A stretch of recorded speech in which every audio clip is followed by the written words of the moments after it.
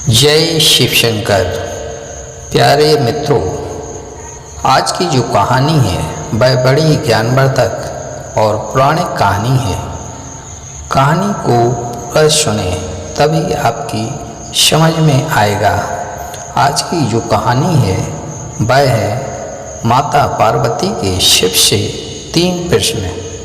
पहला प्रश्न, कौन सी स्त्री समय से पहले विधवा हो जाती है? दूसरा, कौन सी स्त्री को जीवन में कभी सुख नहीं मिलता? और कौन सी चीज़ ऐसी है जो पत्नी अपने पति को कभी नहीं देती? इस कहानी को पूरा सुने और इन प्रश्नों के रहस्य को जाने।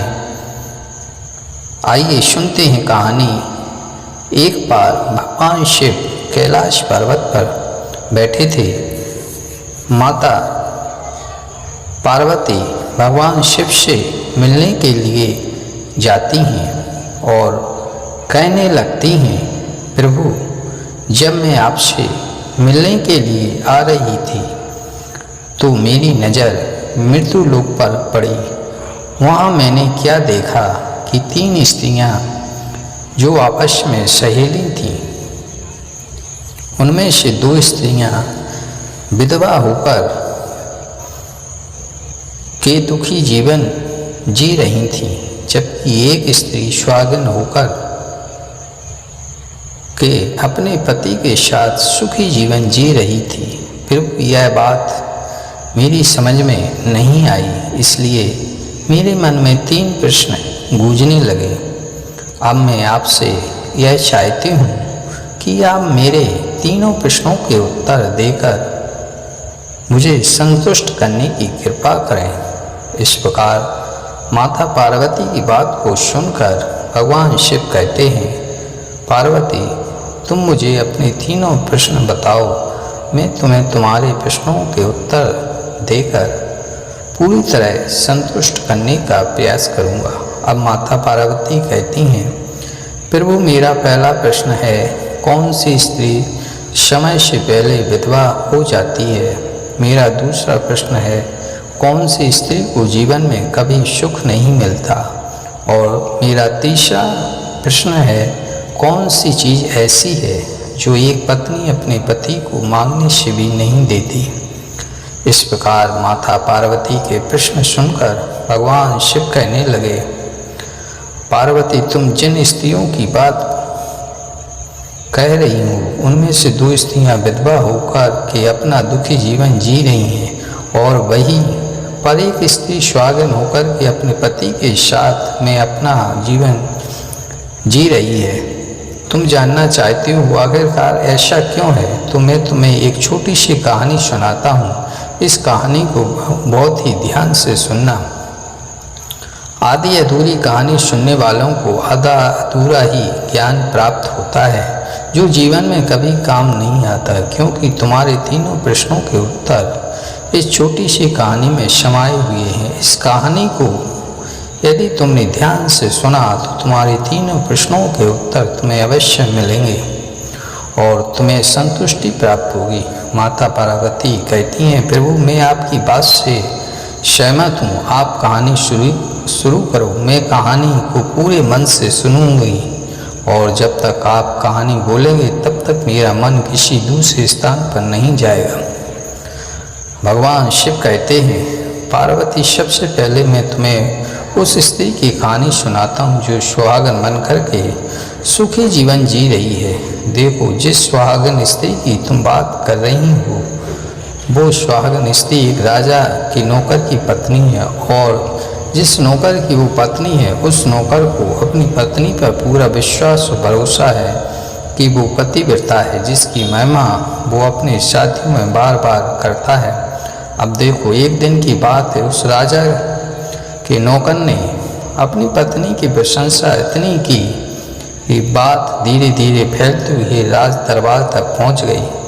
फिर उस राजा ने अपने नौकर को बुलाया और उस नौकर से कहा कि तुम हर किसी से अपनी पत्नी की प्रशंसा करते रहते हो कि तुम्हारी पत्नी पतिव्रता है। क्या वास्तव में तुम्हारी पत्नी पतिव्रता है? क्या तुम्हें पूर्ण विश्वास है? भगवान शिव कहते हैं, पार्वती इस प्रकार राजा की बात सुनकर के नौकर कहने लगा, महाराज मुझे पूरा विश्वास है कि मेरा पत्नी पतिव्रता है।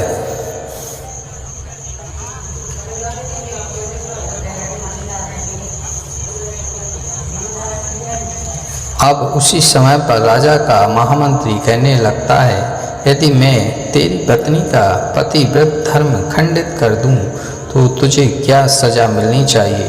तो नौकर ने कहा, यदि तुम मेरी पत्नी का पतिव्रत धर्म खंडित कर देते हो तो महाराज मुझे फांसी लगा देना। अब वो राजा का नौकर भी मंत्री से कहता है, महाराज यह मेरी पत्नी का पतिव्रत धर्म खंडित नहीं कर पाए तो इनको सजा क्या मिलनी चाहिए? तो राजा ने कहा, मंत्री को भी फांसी की सजा दी जाएगी। भगवान शिव कहते हैं, पार्वती इस प्रकार मंत्री ने स्वीकार कर लिया और नौकर से पूछा कि क्या वस्तु लाऊं जिससे तुम माने कि मैं तेरी पत्नी का धर्म खंडित करने में सफल हुआ? तो नौकर ने कहा, मंत्री यदि तुम मेरे घर से जाकर मेरे विवाह के समय पर मुझे एक पटका मिला था और एक कटार मिली थी जो दूल्हे को देते हैं, वो मेरी पत्नी ने बहुत ही संभाल के रखी है, जो सुहाग का निशानी मानी जाती है। यदि पटका और कटार लाकर तुम मुझे दे दे तो मैं मान जाऊंगा कि मेरी पत्नी का धर्म तूने बुरी तरह नष्ट कर दिया। अब भगवान शिव कहते हैं, पार्वती शर्त स्वीकार हो जाने के बाद में वो मंत्री शहर में जाता है और एक दूती से जाकर मिलता है। वो दूती एक दूसरे से बढ़ाने का काम करती थी और जो काम कोई नहीं करता उस काम को करने में वह सक्षम थी। फिर इस प्रकार उस मंत्री ने उस दूती को अपने स्वार्थ के लिए बुलाया और दूती से कहा, देखो इस नाम का ये व्यक्ति है, उससे मेरी शर्त लगी है। और फिर उसने उस शर्त के बारे में उस दूती को सारा कुछ बता दिया और फिर वो उस दूती से कहने लगा कि तुम कैसे भी करके उस स्त्री से मेरा संपर्क करवा दे, तुझे जितना धन चाहिए मैं उतना धन दूंगा। भगवान शिव कहते हैं, पार्वती इस प्रकार मंत्री की बात सुन करके दूती कहने लगी, भाई तुम उस औरत के बारे में बात मत कर, वह औरत पूरी तरह से पतिव्रता है, वो तेरी ओर देखेगी भी नहीं, तेरा शक्ल भी नहीं देखेगी और उसके परिवार वाले भी खूंखार हैं, तेरी खाल उतार लेंगे।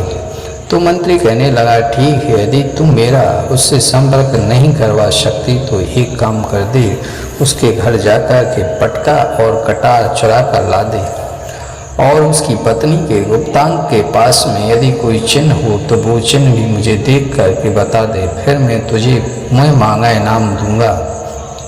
भगवान शिव कहते हैं, पार्वती यह बात दूती की समझ में आ गई। उसने कहा, ठीक है, मैं तुम्हारा काम अवश्य करूंगी।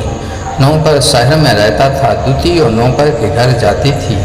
उसकी पत्नी से जाकर बोलती है, बेटी मैं तेरे पति की बुआ हूँ, मैं कई वर्षों के बाद आई हूँ। तो उस स्त्री ने कहा, आओ बुआ जी, मैंने आपको पहले कभी देखा नहीं इसलिए पहचान नहीं पाई। और इस प्रकार उस स्त्री को उस नौकर की पतिव्रता स्त्री ने बहुत बड़ा सम्मान दिया, मगर उसे क्या मालूम था कि वह उसके साथ में छल करने आई है। अब भगवान शिव कहते हैं, पार्वती इस प्रकार वो दूती उस पतिव्रता स्त्री के साथ में 2 दिन तक रुकी। जिस समय वो स्त्री स्नान करने लगी तो दूती उठ करके उस पतिव्रता स्त्री की कमर मलने लगी। उस पतिव्रता स्त्री ने बहुत मना किया, फिर भी वह दूती नहीं मानी और कहने लगी, मुझे तो बेटी से भी प्यारी लगती हो, तुम मना मत करो। काफ़ी दिनों के बाद मेरी तुम्हारी मुलाकात पहली बार हुई है। अब ऐसा कहकर वो दूती मुँह पर हाथ फेरने लगी। फिर आँखों को धोने के बहाने से उस दूती ने उस पतिव्रता स्त्री की आँखों में पानी मार दिया और उस स्त्री की आँख बंद हो गई। इस प्रकार गुप्तांग के पास जान पर उस स्त्री के एक तिल था जो उस दूती ने देख लिया, बस उसका काम बन गया। उधर प्रातः स्नान करने के बाद जब वो पतिव्रता स्त्री रसोई में खाना बनाने गई तो द्वितीय को मौका मिल गया और उसने पटका और कटार उस नौकर के घर से चुरा लिए। वहाँ से चुपके से भाग गई और जाकर के द्वितीय ने वह पटका और कटार मंत्री को दे दिए और उस पतिव्रता स्त्री के जान पर तिल के निशान भी बता दिए। भगवान शिव कहते हैं, पार्वती फिर वो मंत्री पटका और कटार लेकर सीधा राजा के दरबार में पहुंचा और राजा से जाकर कहा, महाराज मैंने नौकर की पत्नी के पास में 2 दिन बिताए और यह पटका और कटार उसी के हाथों से लेकर आया हूँ। फिर तो राजा ने दरबार लगाया और नौकर को बुलाया तथा महामंत्री से सभा में पटका और कटार नौकर को दिखाने के लिए कहा। फिर राजा की आज्ञा पाकर मंत्री ने उस नौकर को पटका और कटार दिखाई और उसकी पत्नी की जान पर तिल भी बताया तो नौकर मान गया कि वास्तव में आज मेरी पत्नी ने अपना पतिव्रत धर्म पूरी तरह से भंग कर लिया। भगवान शिव कहते हैं, पार्वती फिर तो राजा ने फांसी का दिन 15 दिन के बाद रख दिया और कहा, नौकर को 15 दिन के बाद फांसी पर चढ़ाया जाएगा। और इस प्रकार नौकर से उसकी अंतिम इच्छा पूछी तो नौकर ने कहा, मैं अपनी पत्नी से अंतिम बार मिलना चाहता हूँ। भगवान शिव कहते हैं, पार्वती इस प्रकार राजा ने उस नौकर को आज्ञा दे दी कि ठीक है, तुम अपनी पत्नी से मिल सकते हो। फिर नौकर अपने घर गया और अपनी पत्नी से कहा कि तुमने मेरे साथ में बहुत बड़ा धोखा किया। मैंने तुम्हारे ऊपर विश्वास कर मंत्री से ऐसी शर्त लगाई थी कि राजा के दरबार में राजा के सामने मैंने कहा था कि मेरी पत्नी का पतिव्रत धर्म कोई नष्ट कर दे तो मुझे फांसी लगा देना। अब मुझे 15 दिन के बाद फांसी लगा दी जाएगी। मेरे साथ विश्वासघात करके तुमने ठीक नहीं किया। भगवान शिव कहते हैं, पार्वती उस पतिव्रता स्त्री ने अपने नौकर पति को सारी बात बताई मगर उसे विश्वास नहीं हुआ और पुनः राजा के दरबार में पहुंच गया। फिर उसे कैद में डलवा दिया गया। अब उधर नौकर की पतिव्रता पत्नी ने परमात्मा को याद किया और राजा के दरबार में गई और राजा से नाच दिखाने की आज्ञा मांगी।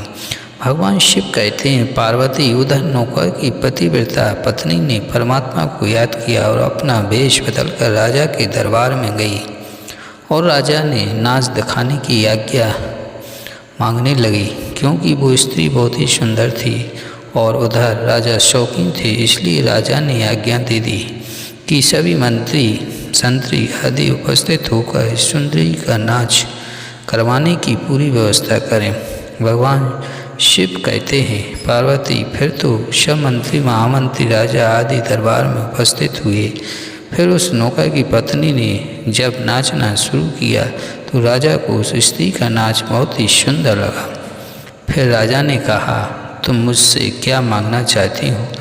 तुम जो भी मांगोगी मैं तुम्हें वही दूंगा। भगवान शिव कहते हैं, पार्वती फिर उस नौकर की पतिव्रता स्त्री ने कहा, महाराज आपकी सभा में मेरा चोर है जिसने मेरे रुपए लिए थे मगर आज तक वापस नहीं दिए, उसे फांसी की सज़ा दे दीजिए। अब राजा ने कहा, ठीक है बताओ मेरे दरबार में तुम्हारा चोर कौन है, उसका नाम क्या है, मैं उसको फांसी की सज़ा अवश्य दूंगा।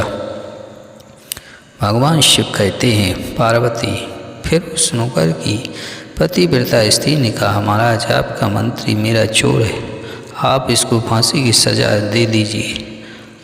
अब उधर जैसे ही मंत्री ने सुना कि ये सुंदरी मुझे अपना चोर बता रही है तो मंत्री कहने लगा, महाराज मैं कसम खाकर कहता हूँ कि मैंने इसका कभी कुछ नहीं चुराया, मैंने इसको कभी आज तक देखा ही नहीं, तो मैं उसकी चोरी कैसे कर सकता हूँ, मैंने आज तक इसकी शक्ल भी नहीं देखी है। अब भगवान शिव कहते हैं, पार्वती जैसे ही मंत्री ने कहा कि मैंने इस सुंदरी की शक्ल आज तक नहीं देखी, तो वो सुंदरी कहने लगी कि महाराज, यदि यह मंत्री मुझसे जानता नहीं है तो आप इससे पूछिए कि यह पटका और कटार कहाँ से लाया था।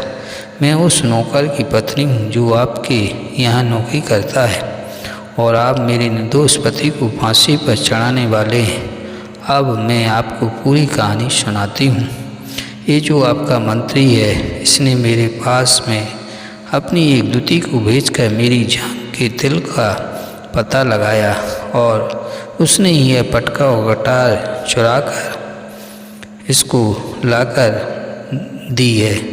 और आपके मंत्री के द्वारा भेजी गई दूती जब मेरे घर पर आई थी तो उसने मुझसे कहा था कि वह मेरे पति की बुआ है।